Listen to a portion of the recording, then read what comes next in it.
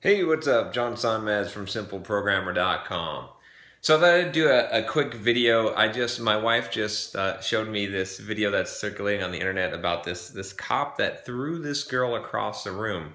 And I usually don't like to get involved in this kind of stuff because it's a lot of blah, blah, blah, shock factor stuff.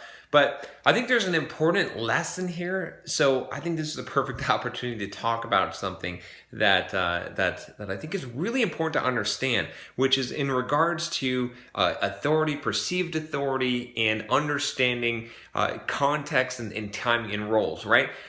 So a lot of people try to be like the alpha dog, right? And sometimes, I mean, that's a good frame to have, right? But you can't always do that, right? Sometimes you have to recognize. See, a wise person recognizes when they are in a position of power and when they're in a position of no power. Man, my hair is just. But but see, a fool just acts how they act, regardless of their context or situation, and that's the problem. So I've got a couple of things here. I'm going to tell a little bit about this story, and then just some general advice for dealing with police officers and how I think police officers really should behave, for society to function correctly. And then I'm going to say how that relates to you. So first of all, situation here. So there's this video, you can look it up. Cop throws girl across the room, and basically in the video, the cop, you see something, I don't know, he like grabs the girl, flips her desk, I don't know if that was intentional or not, and like drags her across the room with the desk, and very very much manhandles her, right? Apparently she was throwing punches at him, I don't know, but it doesn't look good, right? It's not like throwing her across the room like like the headlines, because that's a great headline, but it doesn't look good to me, right? I can't say right or wrong, but it doesn't look good, right? From that perspective. So that's what happened, right? That's just the facts. Okay, so now I'm going to kind of get into, there's two situations, two roles, right? So I'll say this, right? This is just common sense, and this is where it applies to you. I guess I'm getting ahead of myself, but this is where it applies to you. Okay, if you are in a position of subordination, means that you are not in a position of power, there's a certain way that you need to behave. Now, whether you like cops or not, I don't care. That doesn't matter, right? This doesn't matter. There's good cops, there's bad cops, right? But here's the thing: you don't know that when you get pulled over. When you have an interaction with a cop, you don't know if that cop is a good cop or a bad cop. You do not know. All you know is that they have a gun strapped to their hip, right?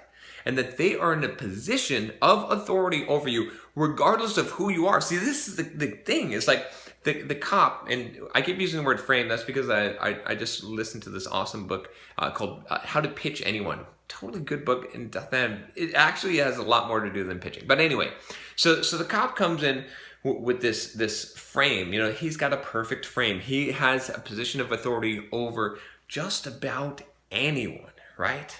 Not just from from society, but also from power, right? He's got a gun. He knows how to use it. Most people don't. So when a cop comes in, you got to recognize that, and you are in a subordinate position. So the best thing to do in that kind of position is not to fight. This is not where you like try to be all alpha dog, yo, what's up?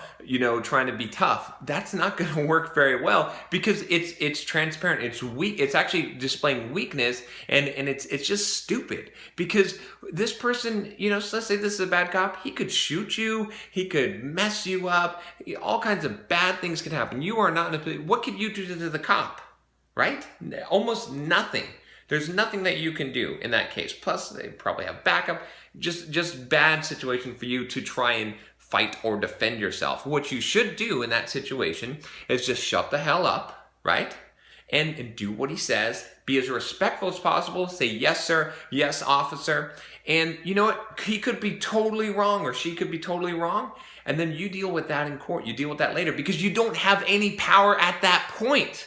It's not whether you're right or wrong. See, people always get caught up in, oh, I'm right, or oh, I'm wrong. It's not whether you're right or wrong. It's whether you have power or you don't have power. What's that? In the Matrix, the French guy, what does he say? He says, you come to me without power.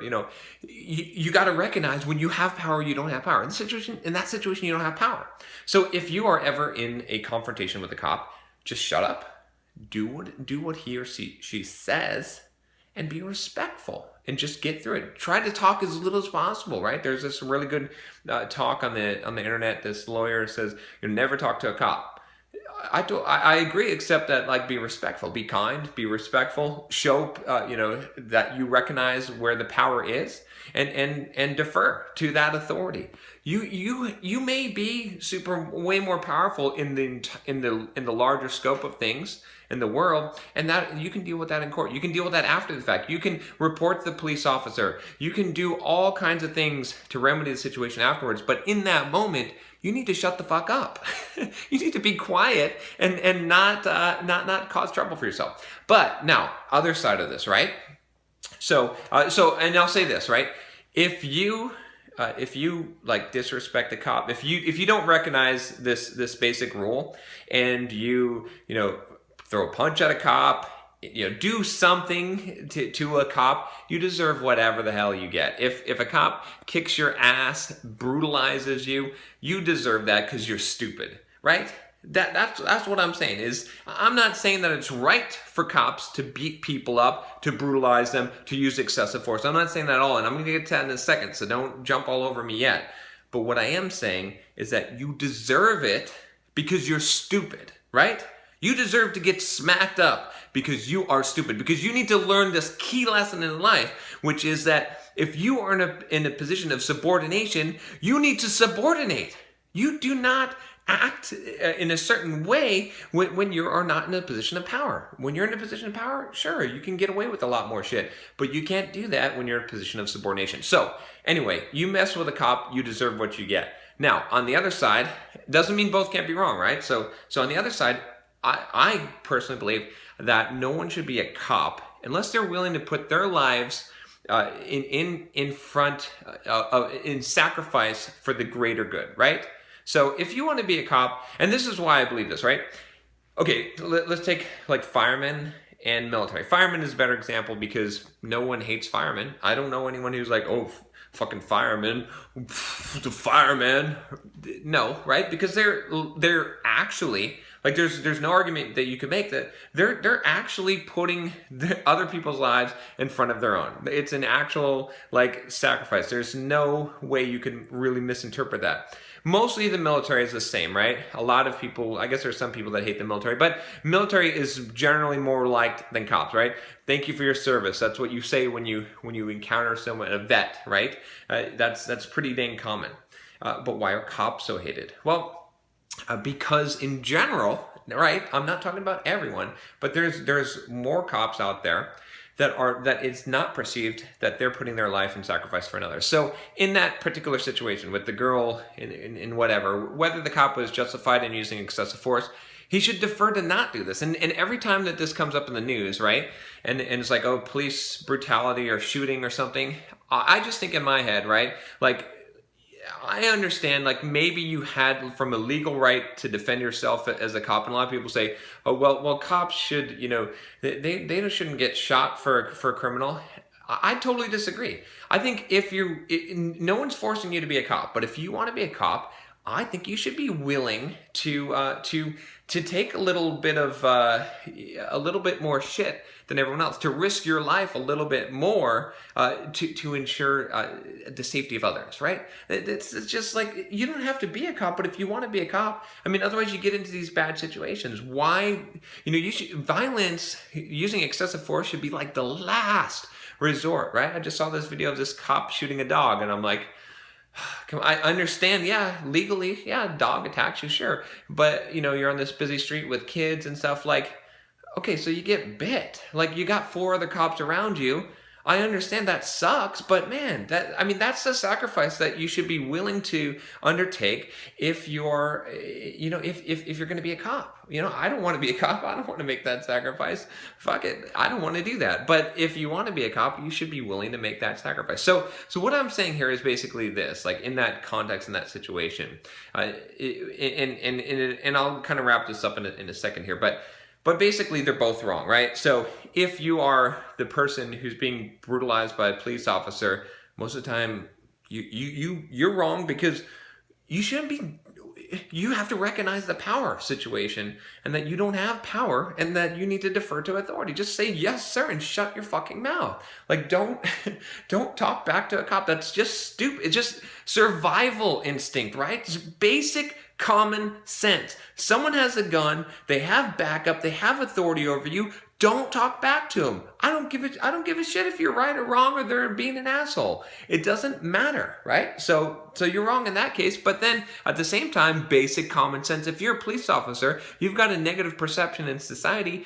Don't brutalize someone, even if they deserve it. Even if you're slightly at risk, you have to be willing to put yourself out there. Like, if that image is going to change in society, we have to believe that cops would give their lives before they would take a life, right? Whether it be criminal or not. Because remember, criminals don't exist on the street.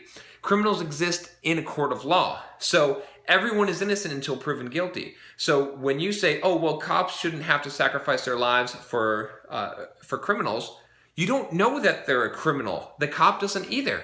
It doesn't, at that point, they're not a criminal, right? This is how America at least runs, right? So like I said, I think both sides are wrong in this case. And if let's just put it this way. If more people get the common sense to respect authority, respect cops in that position, whether they're right or wrong, and not talk back, and more cops are more tolerant and use force as the last means possible, and they only sign up to be a cop if they're willing to sacrifice their lives for other people's lives, that they would put their life out in front, even for a quote criminal, right, before that they would preserve their own life. That is, if both of those things happen, we'll have a whole lot less problems, right? But that's not what I'm really trying to talk about here, right? I know, go ahead, flame, whatever. There's going to be people on both sides of the of it. That's fine. But you can at least probably agree with me on this, right? If you're in a position of recognizing your position, that's really the main thing I want to get here, is when you are in a forced position of submission, right? When you are in a subordinate position, you have to behave a certain way. That's smart. That's wisdom, right? You got to act a certain way. You got to recognize that, because it's for your own benefit. It's a selfish thing, right? You don't want to be stupid and do that. And so many people just ignore authority and positions and power, right? You have to be able to look at the game board and say, oh, I see where I'm at, right? And you recognize that. There's a time when you surrender, right? In 48 Laws of Power, Robert Greene talks about one of the laws of power is to surrender. You have to know when to surrender. Okay? And then the other side of it is when you are in a position of power, of authority, of unearned authority, right? This especially, right? Because a cop hasn't done anything to earn your respect or authority. It's a granted authority. It's a borrowed authority. In that position, you will be judged. So what you do in that case is you must demonstrate servant leadership. That means that you must be willing to sacrifice your good for the good of others, if to preserve that authority and not abuse that authority. You have to recognize that side of it too. Temperance is the key. Totally different context. You have to be able to work in that context as well. So this really comes down to just, if I could give you a message about this, it would be recognizing those positions, right? And you can see it, test it in your life, right? I didn't mean this to be such a damn long video, but test it in your life, right? Go into different places and different contexts and realize who holds the cards, right? What is the playing field, right? You can't go and act like a big shot, right? In front of some billionaires showing them your BMW. They don't give a shit. That doesn't, it doesn't matter, right? So you got to look at it in your own life and figure out where do you fit? Where in the hierarchy are you, and what can you do from there? A lot of people, what they do also is they have these perceived authorities, and they don't realize where the real power is. You got to look and be realistic and say, what could happen? You know, what you know, I have this little thing I say, there's like 4 groups of people you don't fuck with, and one of them is police officers, one of them is dentists, one of them's lawyers, and the other one is doctors, because all of those people can screw you without any recourse that you can do, especially dentists. A dentist could just drill a hole in your tooth, could just, right? So anyway, that's it. Go ahead, flame on. Anyway, if you like these videos, if you'd like to see more of these bits of my thoughts on society, subscribe, and I will talk to you next time. Take care.